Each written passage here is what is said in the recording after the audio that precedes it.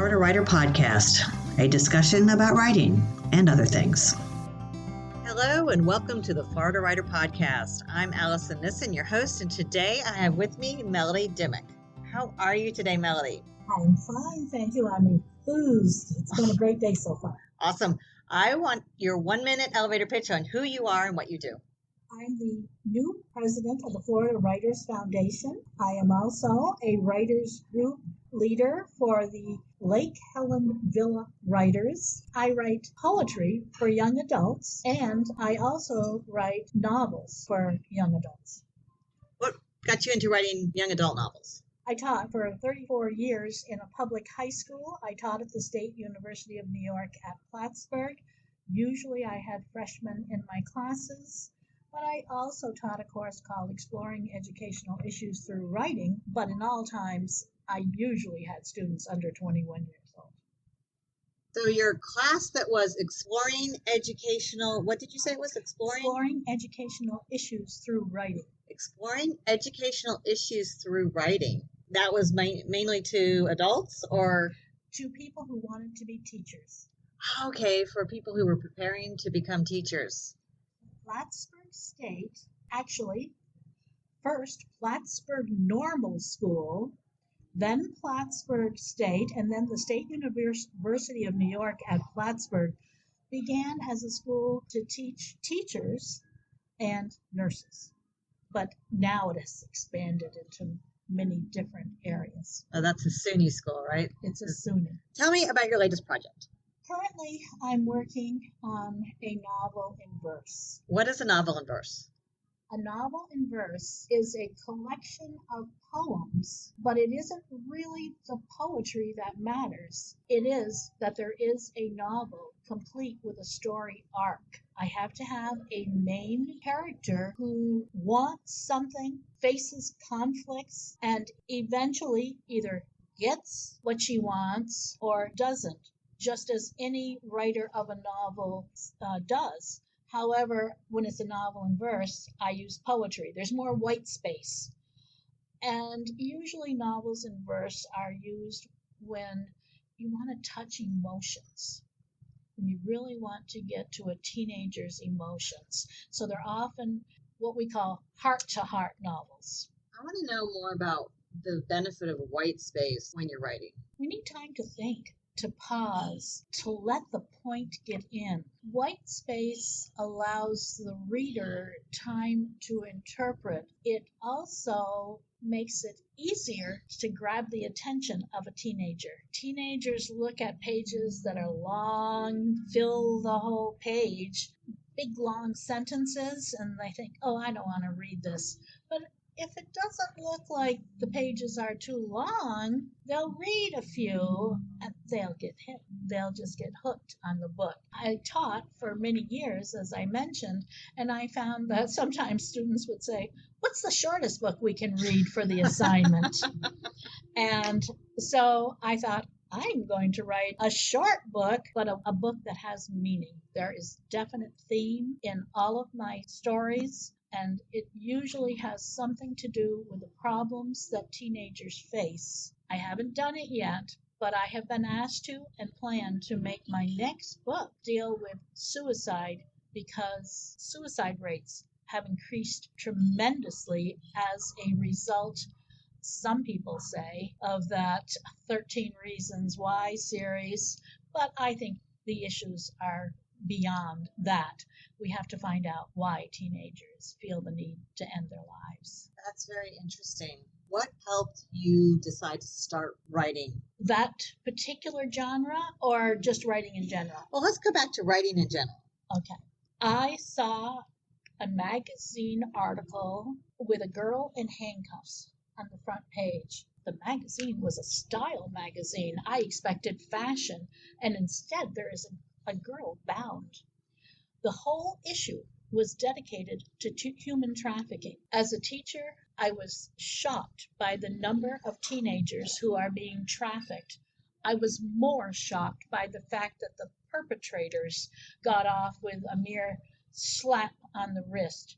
One man was holding 20 girls just outside of Orlando in bondage. And he was caught.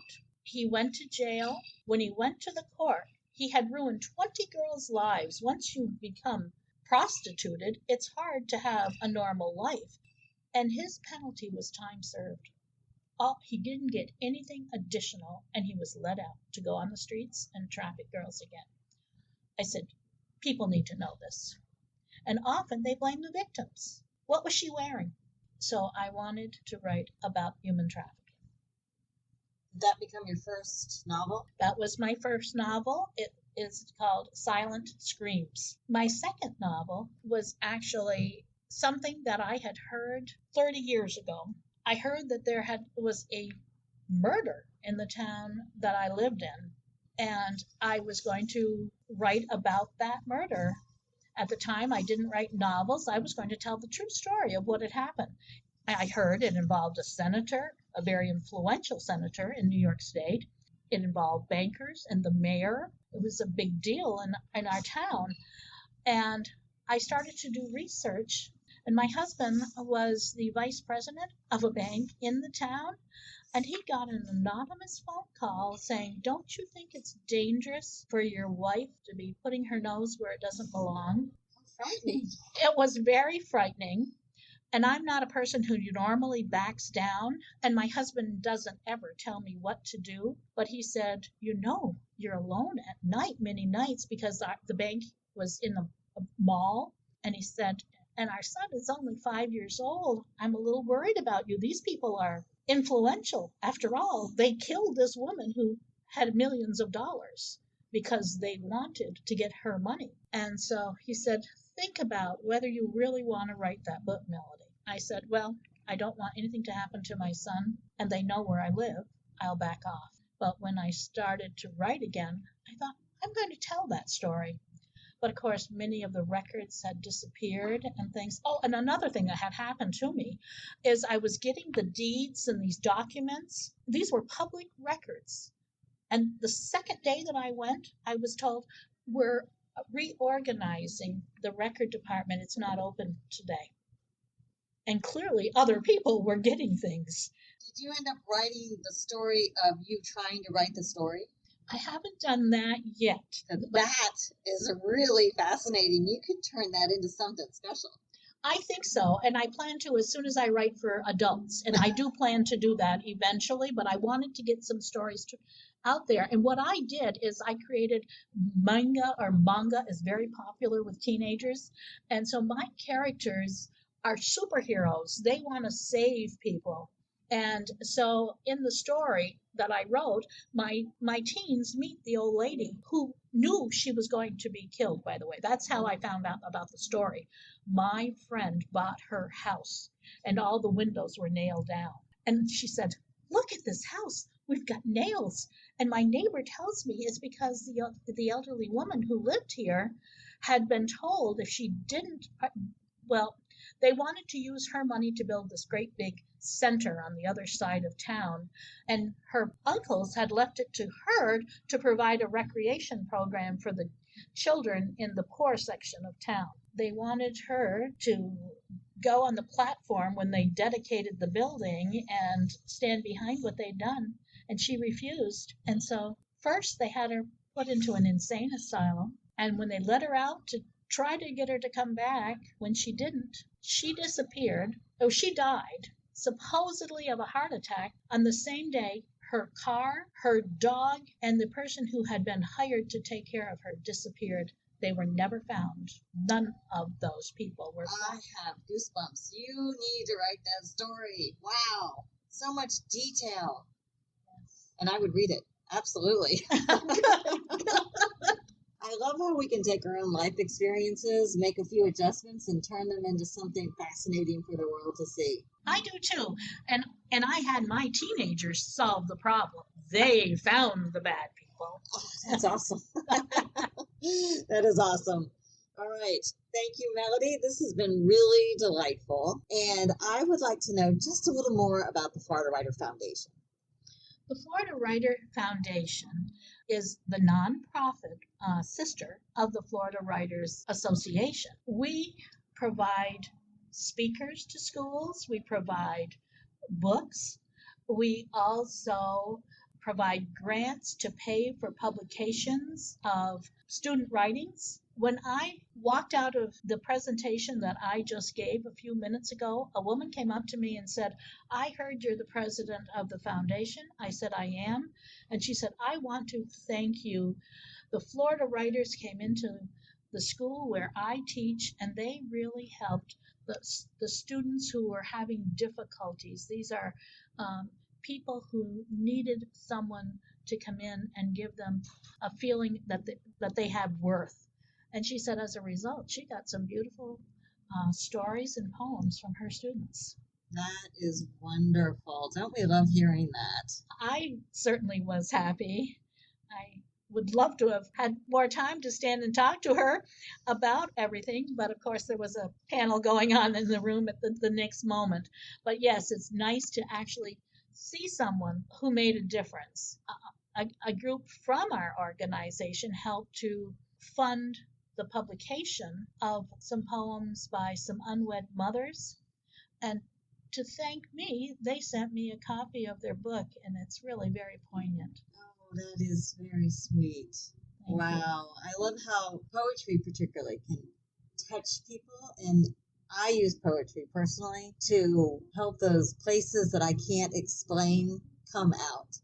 And when we can actually extend that to people who are in real life situations who probably don't have the same educational background or writers training that a lot of us writers actually have, we can help them do that. Wow, that is just a wonderful feeling. I feel that poetry is the way to reach teenagers. They love to write their own poetry. We just need to give them voice. Somebody has to give them they don't really need very many examples. They don't really need a lot of details of what to do. They just let their souls pour onto the page because teenage years are hormone driven times. There's angst. They write some poignant poems. I've had tears running down my face after reading student poems a number of times. Well, Melody, thank you very much. Now I'm going to ask you a few rapid fire questions. You ready? I'm ready. Any pet peeves? Yes. I am bothered when people try to use the new rules that were meant for veterans and for people who really have severe disabilities to have a dog or some other pet. I'm upset when people try to get a peacock onto an airplane or some such thing as that to make it so people look at people with a therapy animal in a bad light. Have you seen the meme that says my support animal is wild turkey? I haven't seen that yet, but somebody in the writers group that we were in yesterday suggested a snake. And I thought, I'll have to have therapy. Here's my tarantula. Can I bring it with me? I saw one with that. I actually saw that one. All right. That one, yeah, no, that would not be for me. No. What are you currently reading? I am currently reading about 3 different things, but the most recent one is You Poet. Oh, You Poet. YOU period? YOU, Underscore. like a division sign. Oh, okay. Poet. And it's about writing online poetry. There's something now called Twitterature. It's a 280-bit poem. There are micro poems Right. that have to be 100 words or fewer and no more than 2 stanzas. So I'm learning about how to use. Is it 100 words or 100 characters? That one's 100 words 100 because words, that okay. one can go on Facebook. I'm learning about the different ways we can use Facebook, Instagram, and Twitter to write short poems to get to people. There's the hashtag Poetry Is Not Dead group that I read about on this in this book. So it's about reaching out to young people. I love young people. I'm not young, but I still think that young people are the most interesting people in the world. Do you have a nickname? Well, you probably noticed I say Melody Dean Dimick. When I was a kid, my last name was Dean, and I used to be Dizzy Dean. Because All right. Dizzy Dean was a baseball player at the time. I don't know if you know that, but I lived in New York, the Yankees. Oh, the Yankees. Yes, yes, yes. Well, Dizzy Dean, thank you so much for stopping by. This is Allison Nissen, your host of the Florida Writer Podcast. Allison out. Melody Dimick taught at Northern Adirondack Central School and at the State University of New York at Plattsburgh. She draws from her experiences teaching to write young adult fiction and poetry. Her latest novel, Blame, was published by Taylor and Seale Publishing. Her short works appear in 5 Florida Writers Association collections. Her Backpack Blues won first place at the Royal Palm Literary Awards Unpublished General category, and her poem Ysobel Gomez captured second place. She leads the FWA Villa Writers Group. You can follow her on the web at melodydeandimick.com. That's melodydeandimick.com. For more information on the Florida Writers Association, visit us on the web at www.floridawriters.net.